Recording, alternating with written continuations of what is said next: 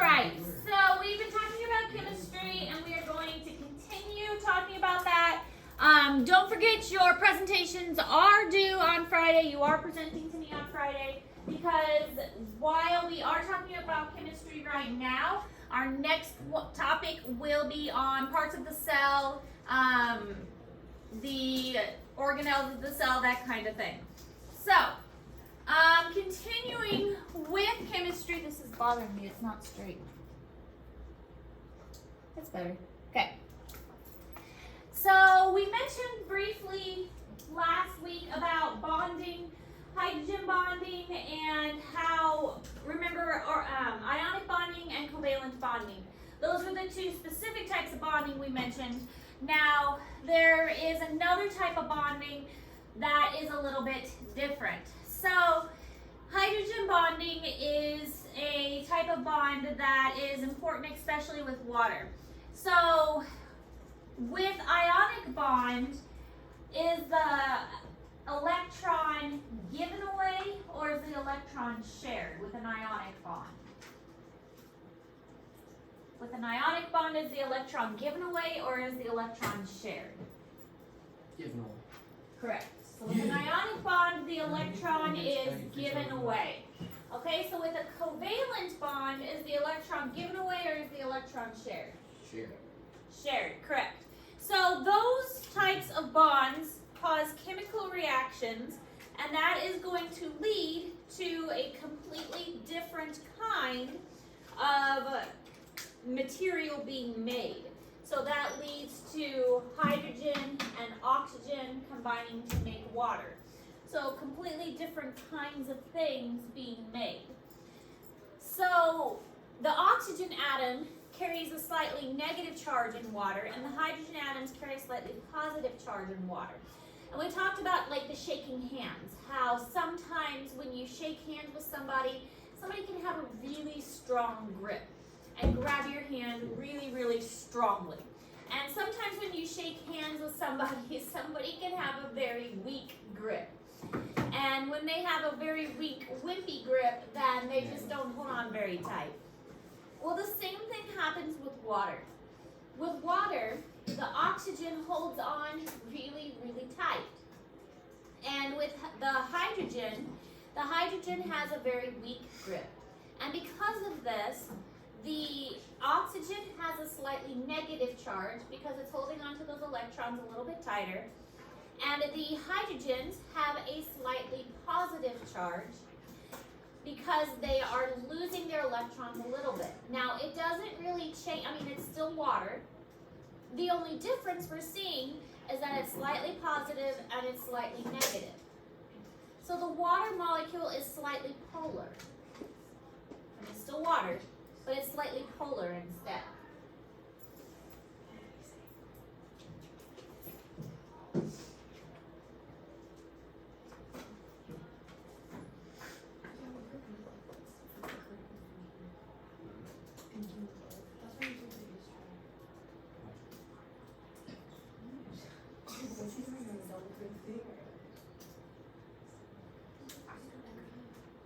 I got 9 out of 10.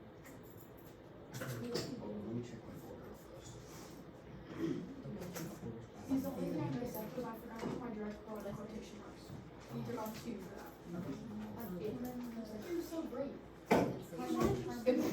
All right, so this is how it works. We've got our oxygen and we've got our hydrogen here, and the dark line is a covalent bond, while the dashed line is a hydrogen bond. And the reason that this works is because we've got the oxygen holding on, oops, sorry. Oh, that was terrible. The oxygen holding on a little extra tight, and that makes it negative because remember those electrons have a negative charge, so it's grabbing on really tight to those electrons, so it pulls them a little tighter, so slightly negative. That means all these hydrogens have a slightly positive. So all the hydrogens are slightly positive, and all the oxygens are slightly negative. Now we already talked about how the opposites are going to attract. Positive and negative attract. So if we have a lot of positive and negative with the water molecules, naturally the hydrogens are going to be drawn to the oxygens. this creates what's called a hydrogen bond. Now, it doesn't change the water. It's still water. But it does mean that the water is going to be drawn to each other. The hydrogens are going to be drawn to the oxygens. The oxygens drawn to the hydrogens. It's just how the water is going to form. It doesn't change it. It's still water. Okay, so it's not a chemical reaction that's taking place. But what it does mean happens is that you're going to have water kind of be sticky. The water is going to stick to itself, which is something called cohesion. Water is also going to stick to other things, which is called adhesion. So water sticks to glass on your windshield. It's called adhesion. When you have water on a table and you get the two drops close to each other, they're going to like suck together. It's called cohesion. Creates surface tension when you have the, when you have like a bug that can get on the surface of it. It's called surface tension.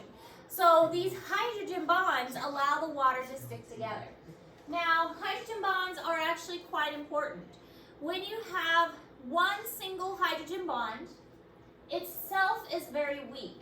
So think of like a piece of hair. If you have a piece of hair and you're holding one end of a piece of hair, would you be able to just pull it apart? Yeah. But if you braided those hair together and you have like a whole braid, would you be able to tear it apart? No, because all together, a bunch of hair all together is really, really strong. So these hydrogen bonds individually are really weak. But you put a bunch of these hydrogen bonds together and it makes it a really, really strong bond. And this idea is really important because you're going to see a lot of these bonds later on. These bonds are what actually holds DNA together in the center. Hydrogen bonds in the center hold the DNA strand together.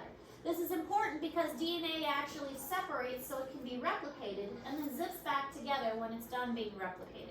So hydrogen bonding is something that we see quite often in all living organisms. But we need these hydrogen bonds to hold things together, and then we use them not to change things, but it's more of a holding things.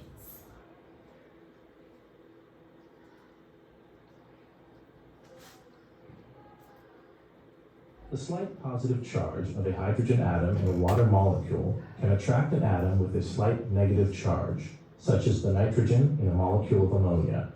This forms a hydrogen bond between the two atoms.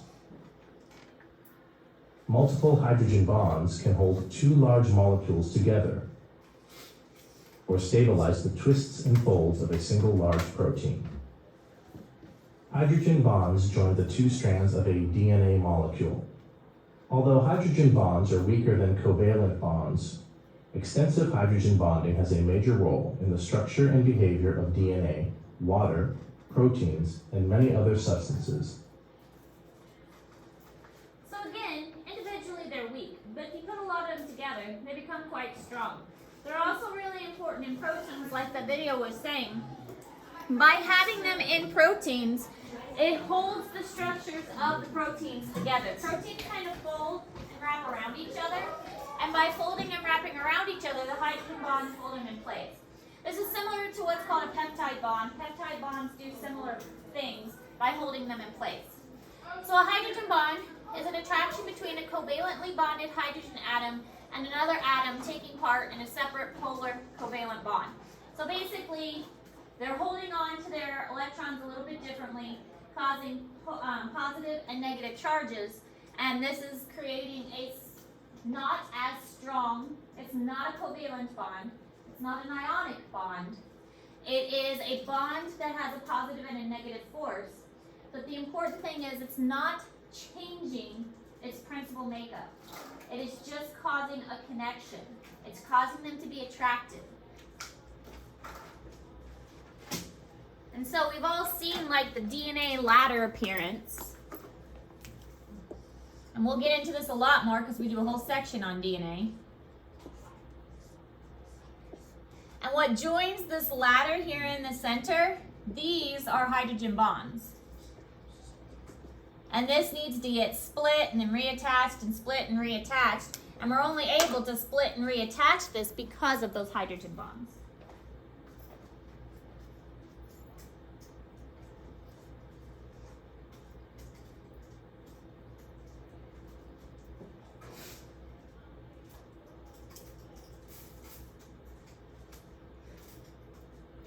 he likes keyboards. He's chilling. He likes keyboards. Those little bites. We've kind of hypothesized that it's like the heat of the keyboard. Or maybe that he likes to be the center of attention. I mean, I don't know.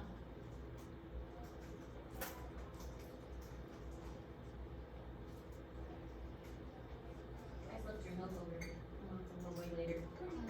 Otherwise, it'll get really rotten. More rotten. More rotten.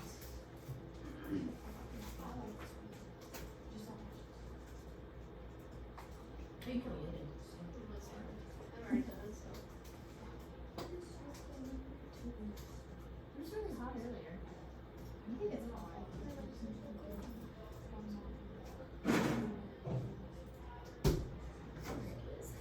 I'm just glad we have a couple plants growing.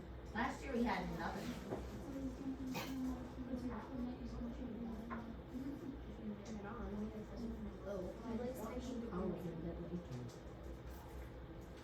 Is he typing for you?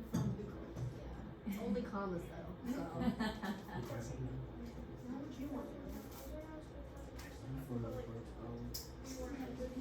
He does make a good point. He does make a good point. Alright, so hydrogen bonds form and break much more easily than covalent or ionic bonds. Can you go back just real fast? Yes. I had like 2 words. No, you're good. That's one of the reasons why hydrogen bonds are important. Because they are so easy to break and to form. If we were trying to worry about covalent and ionic all the time, a lot of energy goes into breaking those. And so we don't want to have to use up the energy all the time that it takes to break and form covalent bonds and ionic bonds. So if we just want to hold something together, and then especially like DNA, because we need to break apart DNA all the time, the code to make proteins is on our DNA. So our DNA is constantly being broken apart, put back together, broken apart, put back together every time we need to make a protein. Every protein, its information is on our DNA. So it's perfect that hydrogen bonds are joining them together because it's constantly being broken apart, put back together, and that's what the hydrogen bonds are doing. So not a lot of energy is needed to break those hydrogen bonds apart. It's kind of like a magnet. The magnet pulls together, pulls apart, and it's a lot easier. So that's why those hydrogen bonds are important. It helps that to stabilize it. It helps the proteins to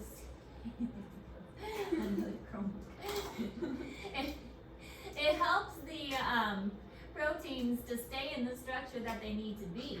And so it makes the structures of the proteins more stable. Again, it's not necessarily changing, it's still DNA. It's still this particular type of protein. It's just stabilizing them. It's just holding them in place.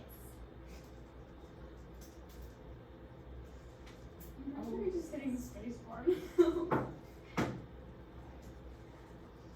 Staring you down to. He gives a good stink eye, like a judge. He's like judging. I can side eye too.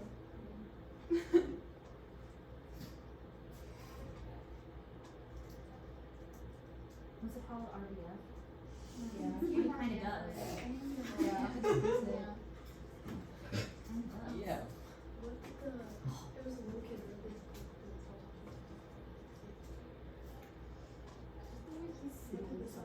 Yeah. It's like, this is my computer now. Something. Pretty sure he's hitting the space bar. Yeah, he just like. Oh, you were trying to do work? No. Because it was only funny as a kindergarten. I wasn't using it, so like it's funny. No, it's just open it. That would be nice. I don't think of that. Very Dinosaurs good. were tree here growing. It was crawling in the Simpsons.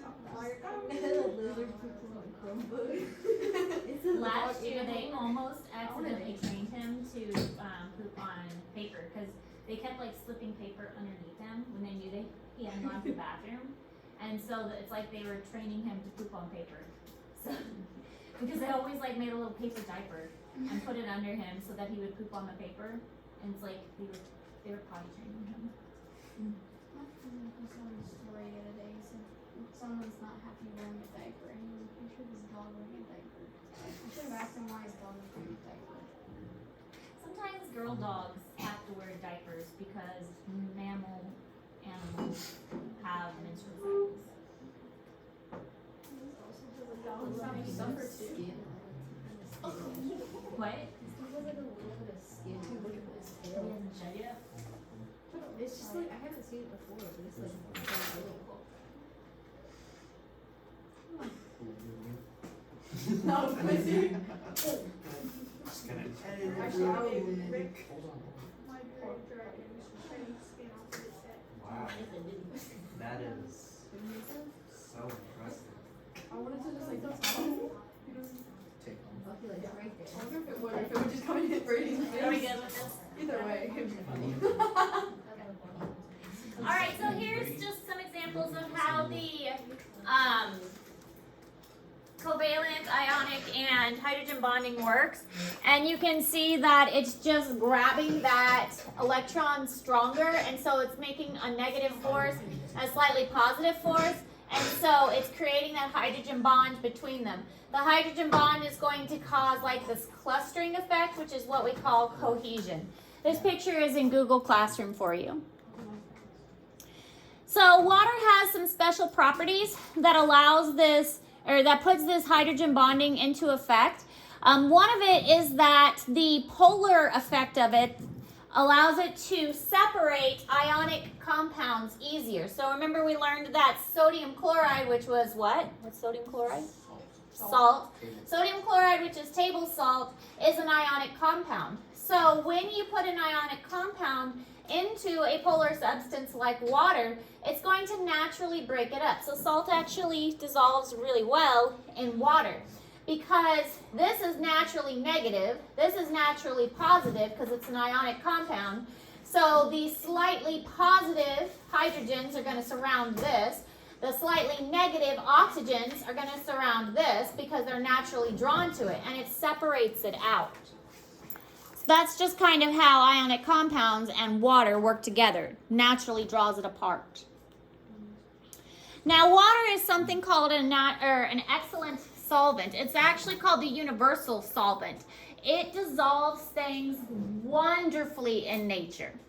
It's probably the best thing at dissolving stuff in the, well, it is the best at dissolving anything, and that's because of these hydrogen bonds.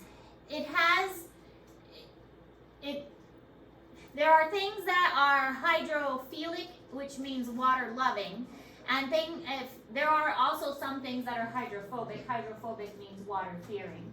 But if it's hydrophilic, water loving, then it's going to be able to be attracted to water pretty easily. So ionic solids, that was what we were just talking about with the salt. And so those ionic solids are going to dissolve pretty easily in water, just like that salt did. The slightly negative, slightly positive are going to separate out those ionic things.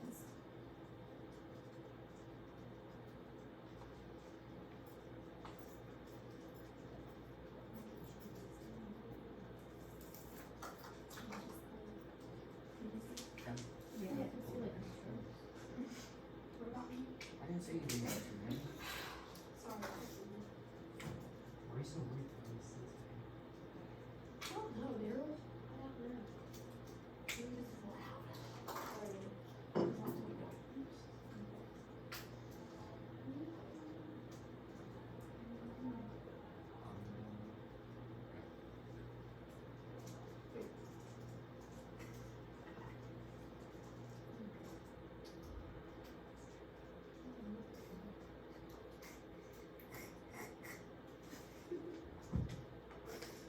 That's how John's dad lies. He literally laughs like this. It's just like that's how he laughs. He's like.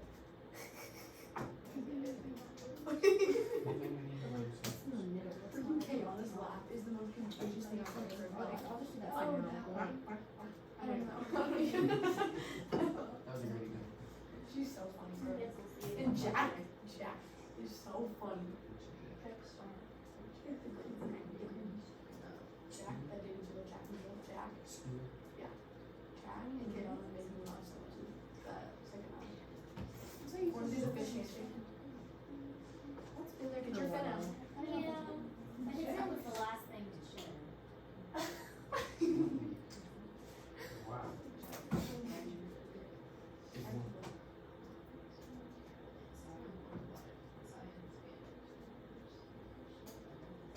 Bro, I would literally go to Jack, grab him by the top of his head, fling him across the room, and take the chair back. Hey, man. Hey. It's been a day. I will I'm right here, grab that plug, pick it up. Hey, Maddie. Hey, Maddie. Funny thing about this. Sign me out. What? Hey, Funny thing about that. The funny thing about that. Okay, but that was fair. No, It actually was fair. I already know. You said that in. And I've got two sisters. It was fair because I had it one day, and then you had it, and then Dale had it, and then you had it again. And you were gonna have it the third time in a row, and I was no. You're making Yeah. stuff. There should be an order though, because it was like I had it first day. No, I had it one day the whole year. I had it once. I literally had it that one day. That's it. I've only had it. And Brady, you're like, oh, I got a ton. I was like, cool beans, you got it for the next 2 days. Then you had it. Then you had it the next day.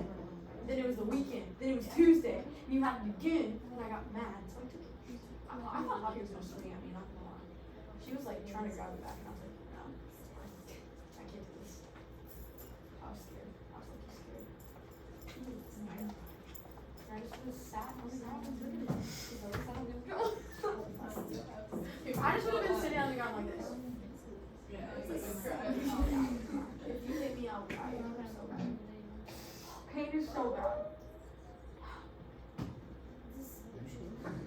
Let's see how sodium chloride, common table salt, our solute, dissolves into water, our solvent, to become a solution. Polar water molecules are more positively charged near the hydrogen atoms and slightly more negatively charged near the oxygen atom. Salt is made up of positively charged sodium ions and negatively charged chloride ions held together by rather weak ionic bonds. Water molecules possess a greater attraction to both sodium and chloride ions. As salt contacts the water molecules literally pull the sodium and chloride ions apart and away from each other. The water molecules cluster around the ions, blocking the reassociation of the dissolved ions. The salt is now said to be in solution. So they surround it so completely that it can't rejoin. The water completely surrounds it, so there's no way that it can rejoin with the sodium and the chloride can't come back together because it's completely surrounded. Okay, now this is in Google Classroom, so you don't have to write this down, but I felt like all of this was important and it was a lot of writing, so that's why I put it in Google Classroom. Solute, solution, and solvent was the other thing. But concentration is how much is in there, but solute is the dissolved substance. Solution is everything mixed together, and the solvent we already talked about was the water. The solvent is the water. But the solute is the thing that is being dissolved. The solution is what is formed afterwards. And then the concentration is how much. So you can have different concentrations. So for my other biology lab that I teach at State Fair, they needed certain concentrations of sodium. And so I was having to mix up a 3% concentration. So I would mix 3 grams of salt with 97 milliliters of water. So that would make it a 3% solution. So that would be an example of a concentration. So it really, you can make different concentrations depending on how much is in there. You can really have high concentrations or low concentrations. But you don't have to write this down because this is in Google Classroom already. Alright, so solvents dissolve solutes. The solvent is water. The solutes, in this case is salt, gets dissolved in there. So I know it's all weird. I don't know why scientists use so many words that sound the same. Solvents, solutes, solutions. But they didn't. I didn't make up the words. They blame it on the other scientists. It wasn't me.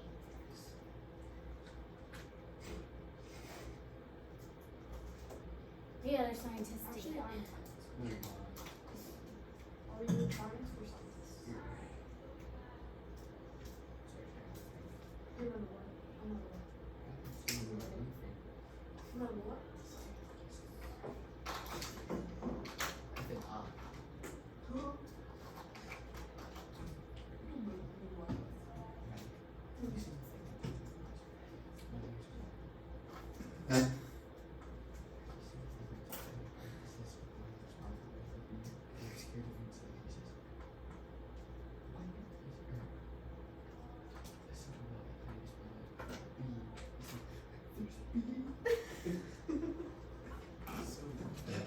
Alright, so the other things that make water special, the hydrophobic and the hydrophilic portions. The hydrophilic are going to dissolve easily. Anything that's hydrophobic, such as oils, are not going to dissolve easily. I'm sure you probably had a teacher who poured oil into water and you saw it separate out and it was really cool. But that is an example of something that's hydrophobic. Oils and waxes and water don't mix. Now, hydrophobic again means water fearing. Hydrophilic means water loving. This is going to come in very important when we talk about the cell membrane, because the cell membrane has parts of it that are hydrophobic and hydrophilic. So when the cell membrane is made up of specific parts, it has these heads and tails that are arranged like this. Those are like really bad stick people. Thank you. No, I'm talking about what it looks like. The drawing. But this is what the cell membrane is. It's got no arms. Yeah, it does look like that. But it's called a phospholipid bilayer. So it has hydrophilic heads and hydrophobic tails. So it's made, the cell membrane of a cell has two layers like this. So this would be like outside the cell and this would be inside the cell. And it naturally arranges itself like this. So the heads like water, so they face water, and the tails don't like water, so they try to get away from water. So that's why they face each other, because they're trying to get away from water, but the heads like water, so they're going to face the inside and the outside of the cell to try and face the water. Okay. Now imagine that in a circle, and you can imagine a cell. 2 layers. That's why it's called a bilayer. Don't worry, we'll get to that next. And then we'll learn about osmosis and diffusion, and then we'll learn about the electron transport chain.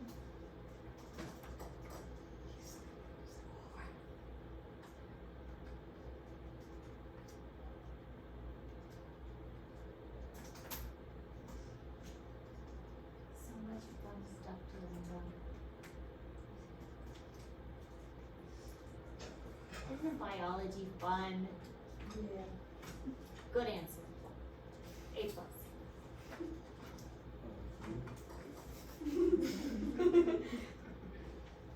Somebody say no. I said, yeah. Because I was trying to get people to Too late.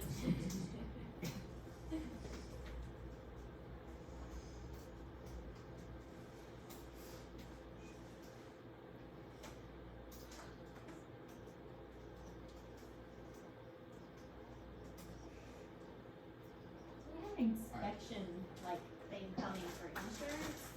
We have to take our window coverings down. I don't see why that matters. If I have window coverings in them. I think that's weird.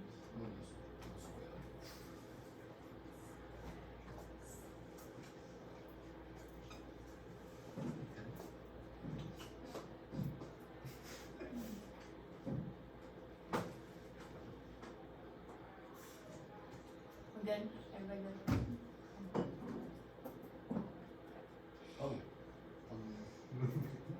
Alright, so water has cohesion. Cohesion is the tendency of water molecules to resist separating. So when they resist separating, that means they like to stick together. Cohesion, cohabitate, they stick together. So if you've ever had water, two droplets, like you see them running down your windshield, they kind of like zoom in and stick together. That's cohesion. Cohesion, when they also, if you see them on a table, they'll like get sucked together on a table as well.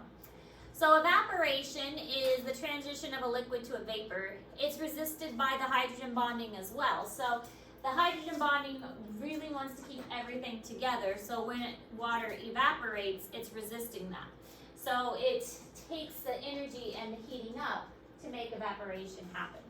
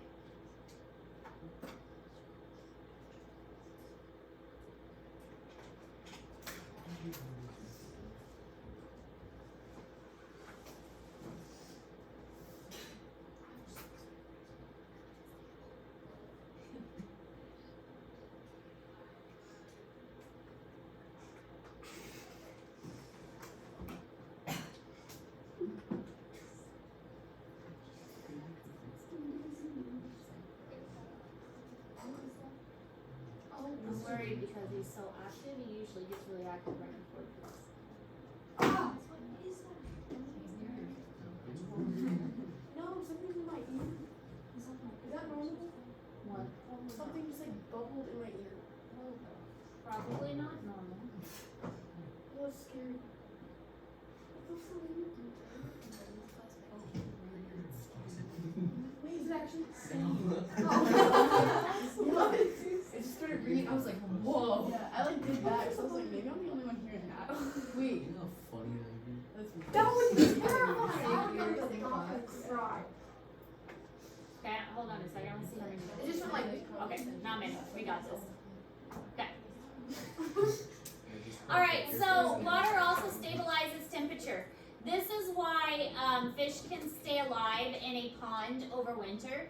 As you know, I built a koi pond 2 summers ago, and so last winter was my first winter with the fish overwintering, and I was very concerned because I had never had a koi pond and I've never had fish overwinter, so I was very worried that they weren't going to last.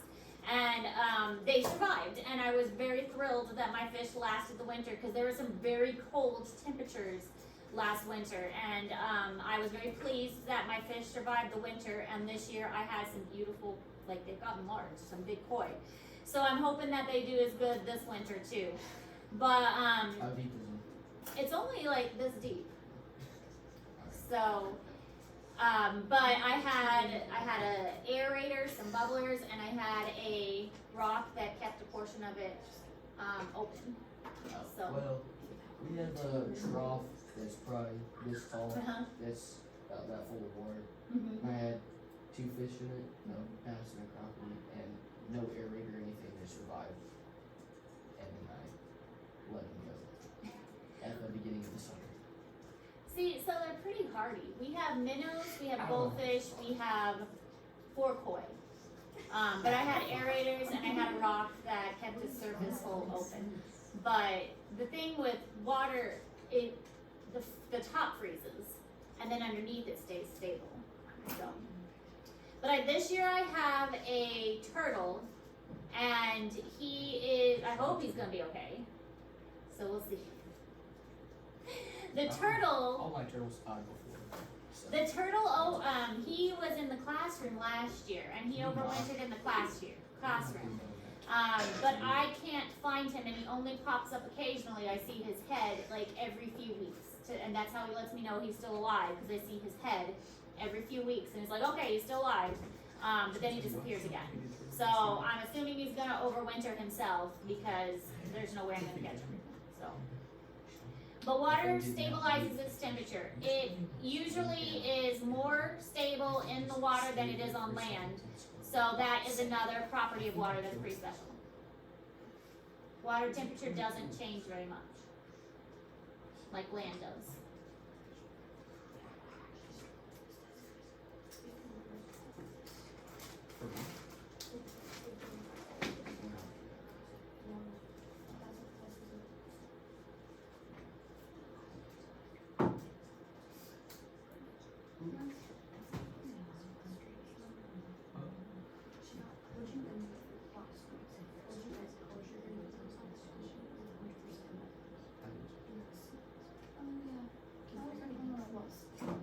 Okay, this is all in Google Classroom. You don't have to write this down.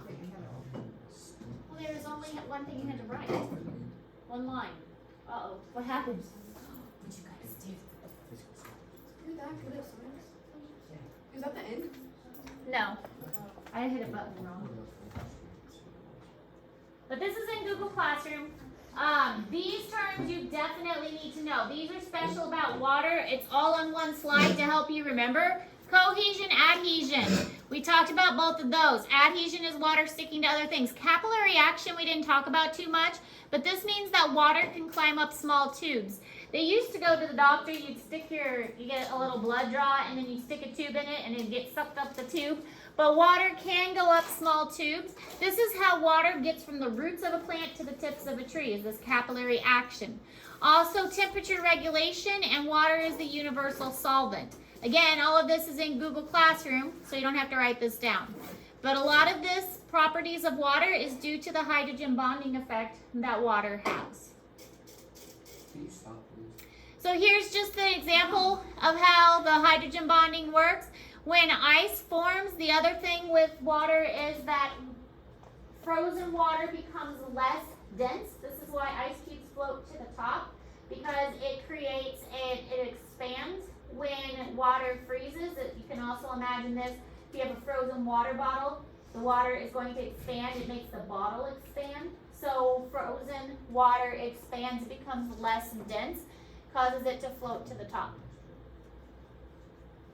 All right, look, we finished the notes. Excellent. Any questions? Okay, you have your presentation.